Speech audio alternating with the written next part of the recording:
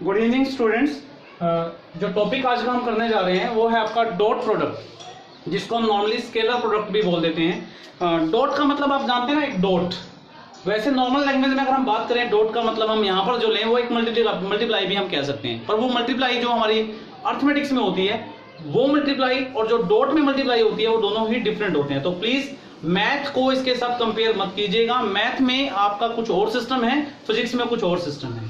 यहां पर इसको डॉट ही पढ़ेंगे और हम मान सकते हैं कि ये क्या है, एक मल्टीप्लाई है, पर अर्थमेटिकल मल्टीप्लाई जो होती है वो वैसी मल्टीप्लाई ये नहीं है। ध्यान से हमने लिखा it is defined as the product of magnitude of A vector and B vector. क्या बोला मैंने? It is defined as the product of magnitude of A vector and B vector and the cosine of smaller angle between them. कैसे लिखेंगे और कैसे पढ़ेंगे? ध्यान से देखिए, मैंने क्या लिखा, ये ए वेक्टर है, फिर डॉट है, फिर उसके बाद बी है। ये हो गया। आपको उसको रीड करेंगे, कैसे रीड करेंगे? ए डॉट बी, यानी ए वेक्टर डॉट बी वेक्टर किसके बराबर आएगा? ये क्या है आपका मैग्नीट्यूड किसका? ए वेक्टर का। ये क्या है? Magnitude of B vector. और ये क्या है आपका? Cosine of angle between them. Clear? Diagram से समझ के थोड़ा सा, ये डायग्राम लिया हमने। मान लीजिए डायग्राम है आपका, ये ए वेक्टर है आपका, और मान लीजिए ये आपका है बी वेक्टर। क्लियर? ए वेक्टर और ये इनके बीच का है एंगल। तो अगर इनका डॉट प्रोडक्ट हमें रीड करना है तो वो होगा A vector dot B vector, that is equal to A vector का मैग्नीट्यूड, बी वेक्टर का magnitude and the cosine of the smaller angle. Acute angle आपका दे रखा है। क्लियर? नोट डाउन करेंगे फटाफट से इसको। अब देखिए हमारे पास दो वेक्टर थे, मैं रब कर रहा हूं थोड़ा सा पहले स्टार्टिंगली। आपके पास ये एक डायग्राम था, इस डायग्राम में एक बी वेक्टर है, एक आपका ए वेक्टर है, और मैंने यहाँ पर डेजिग्नेशंस दे दी, इसके नेम दे दिए। ना भी दे तो फर्क नहीं पड़ता क्योंकि इतना आप अंडरस्टूड करते हैं। इस क्यू पॉइंट से हमें एक परपेंडिकुलर ड्रा करना है इस ओपी लाइन पे। तो कैसे बनेगा? मैं थोड़ा मार्कर से, दूसरे मार्कर से कोशिश करते हैं उसको। आई थिंक मार्कर अवेलेबल नहीं है तो कोई बात नहीं, इसी से करते हैं हम।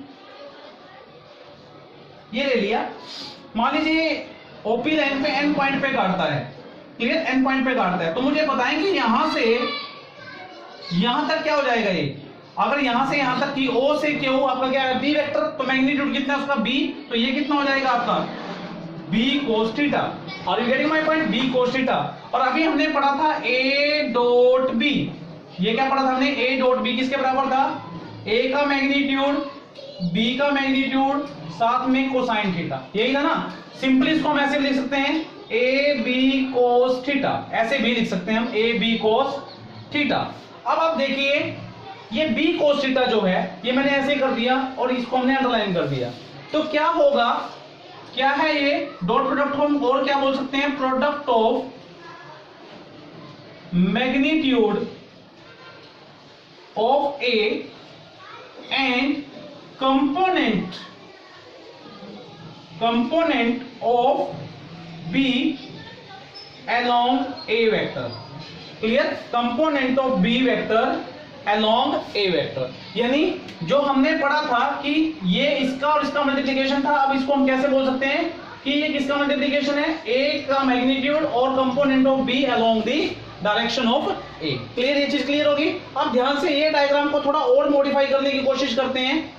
मान लीजिए इसको हम ऐसे ले लें डायग्राम को। मान लीजिए ये आपका A है और ये आपका B है। क्लियर? ये B वेक्टर हो गया और ये आपका A ही वेक्टर था, ये O था। मान लीजिए मैं परपेंडिकुलर यहां से लेता हूं, ये 90 डिग्री, यानी इस पॉइंट से परपेंडिकुलर मैं किस पे डाल रहा हूं? थोड़ा सा साफ बनाने की कोशिश करते हैं इसको, इस पॉइंट पे। तो ये क्या हो जाएगा आपका? ए कोस थीटा, क्योंकि ये कितना है आपका? थीटा। अब यहां पर जो ए डॉट बी आएगा आपका, ए डॉट बी, वो किसके बराबर आएगा? A B cos theta. और इसको लिखेंगे हम बी ए कोस थीटा।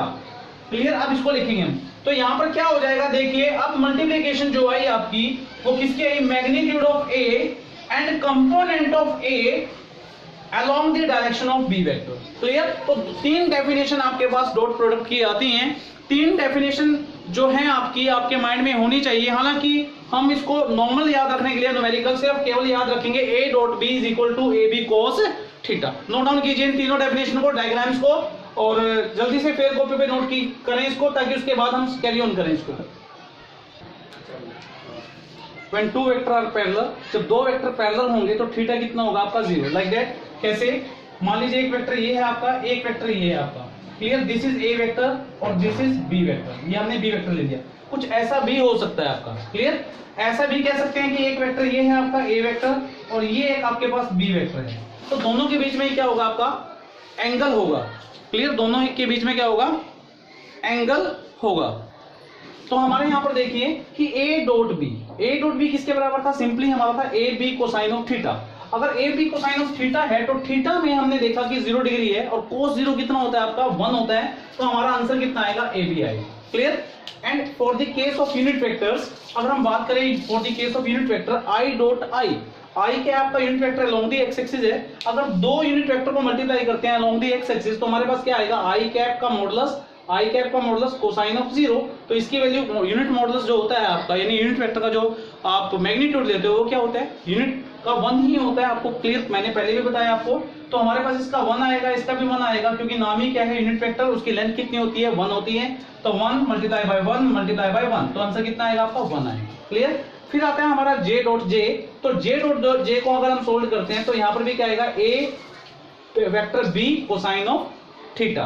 तो ये ए वेक्टर है, ये बी वेक्टर, तो हमारा आंसर कितना आएगा अगेन 1 आ जाएगा। सिमिलरली के डॉट के भी कितना आएगा आपका 1 आएगा। तो नोट डाउन कीजिए इन चीजों को। जब ये केसेस कब के हैं? जब हमारे वेक्टर्स क्या हैं पैरेलल हैं। अब हम केस वो लेंगे जिसमें हमारे वेक्टर क्या होंगे परपेंडिकुलर होंगे, clear? When two vector are perpendicular. Note down कीजिए। तब उससे पहले आप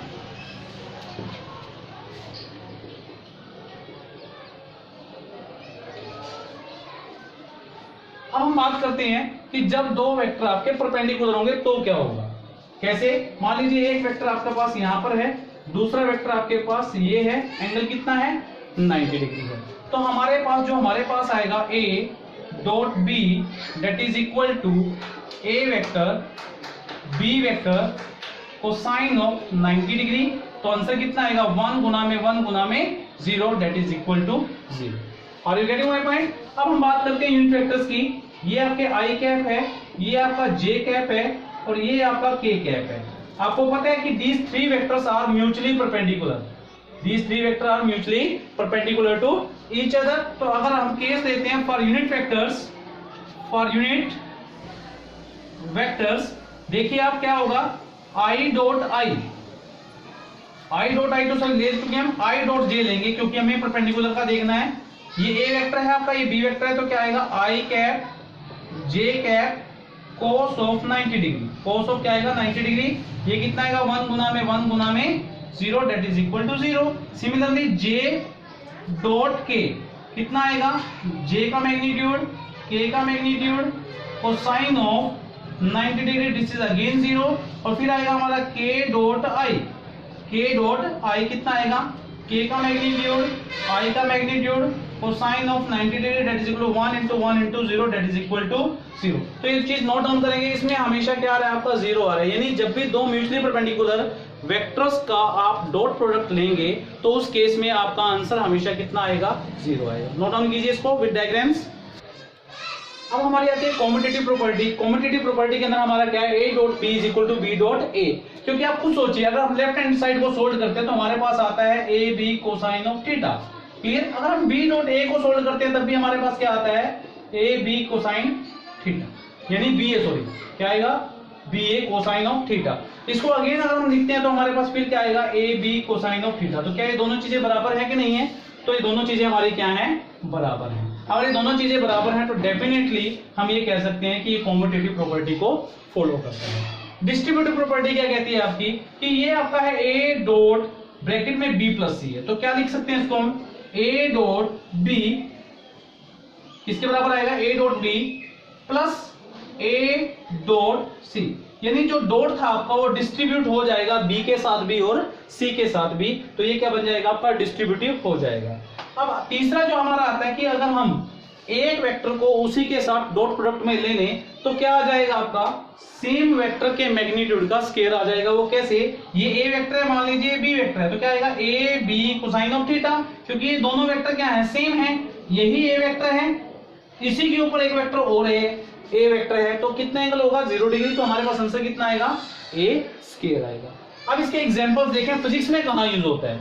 अगर हम बात करें W की, W क्या होता है आपका, F डॉट S होता है, क्लियर, F डॉट S होता है। पावर की बात करें, मैकेनिकल पावर, वो होती है आपकी F डॉट V होती है। तो so many example in your physics.